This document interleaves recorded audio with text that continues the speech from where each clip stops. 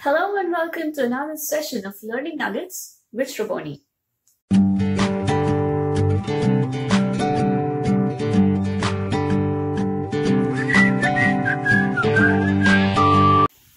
Probably one of the most common topics that most of us has been through in any corporate training session is the art of communication.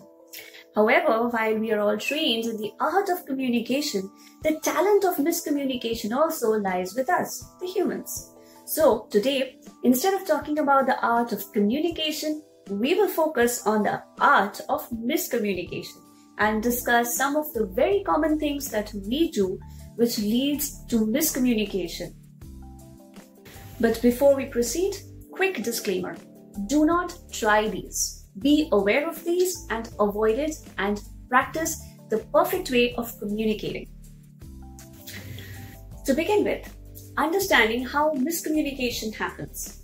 So miscommunication happens when I say this and you understand this. Well, there is a gap in what I try to convey and the meaning that you got. Or I say this and you understand this. You have already assumed way too much and understood much more than what I meant to say.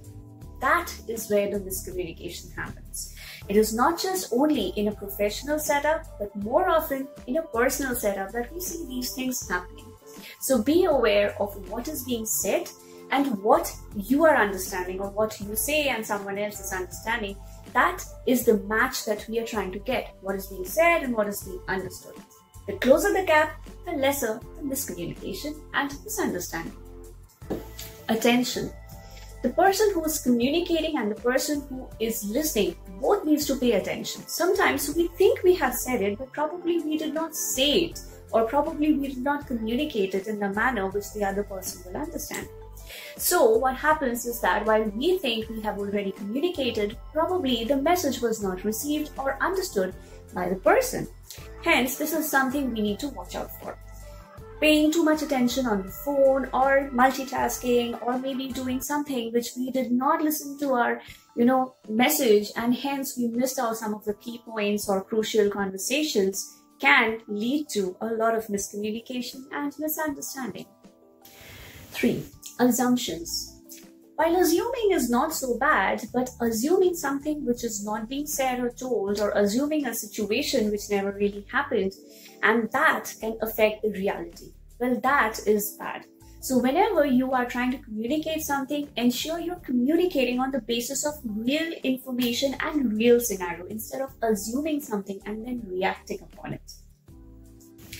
We are mostly aware of the 7 C's of communication. Here's a quick reference. These 7 C's of communication has been noted as the perfect things that we need to remember to communicate properly. Now imagine if you're doing anything which is not falling in these categories. Whatever you're doing is probably not correct or concrete or concise or courteous. Well, this is where the miscommunication happens, where we do not follow the 7 C's of communication guidelines, and hence we end up doing something that just doesn't make sense to the other person. That's where communication is disrupted.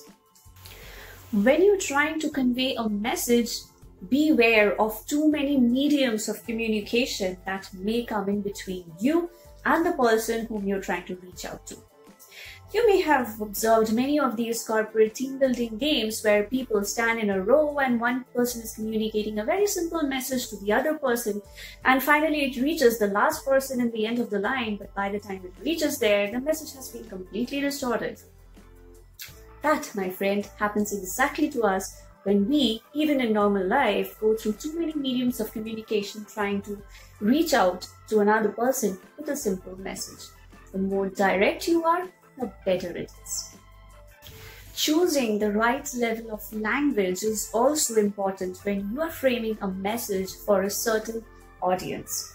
A lot of times we think we have framed a fantastic message, but when it reaches the target audience, it is not really interpretable by them because we have probably used a language or probably used information which is not relevant to them. So the question of what's in it for me and why is it important comes up way too often. So even though your message may be important, you have to highlight why is it important and how the person can interpret it in their terms. Choosing the right channel of communication is also very important. If you choose a channel of communication which doesn't work for your target audience, the message might either be lost or not received or misinterpreted or misunderstood. Not being an active listener is another cause of miscommunication. When we are in a conversation and when we are communicating with someone, it is not just the words that make sense. There are many other things that come into play. It is the words spoken, the tone, the body language, the expression, everything. Everything becomes part of the conversation. So if you're not paying attention to the person by completely attending to what they are saying and the entire body language and everything, we are probably missing out on this crucial part of the conversation. Have you ever had that time where a dear one or a friend is going through a tough time, looks down and completely upset, and when you go and ask them, "Are you okay?" they say, "I'm okay." Do you believe them? If you do, probably you're not an active listener. Talking or messaging in that SMS language with someone who is not very used to it is another very irritating but a very crucial cause of miscommunication. I do not understand what is that 2 extra seconds of their lifetime that a person is trying to save by not typing a certain word that can be spelled a little more correctly. A lot of people from different generations are not used to the SMS language. So be cognizant and aware of what can be understood by the person with whom you're trying to communicate. Because if you're not aware, they might receive the message, but they may not understand what you're trying to say. It might just seem like a typo. Avoid it. Not following up. One of the major causes of miscommunication could be not following up. A lot of times we send communication or send a message or something, and the person who does not respond back, we tend to believe that they have straight away ignored us. While this may be true in certain cases, to a large number of times, this is probably not the case. Maybe they were busy, maybe it just got spammed, or maybe for some reason they did not receive it or did not get the time to respond back because it was not on the top of their mind. Just following up can actually lead to a lot of ways in cutting down miscommunication and misunderstandings. So feel free, cut your ego, and feel free to just reach out and talk and just remind and follow up. It can save you and your friends and contacts a lot of miscommunication. While I try to sum up few of the points which can lead to miscommunication, you can comment on this video with some of your thoughts which you think could lead to miscommunication. Please like, comment, and share this video, and also subscribe to this channel. Believe in still learning, still improving. Keep watching Learning Nuggets with Shravani.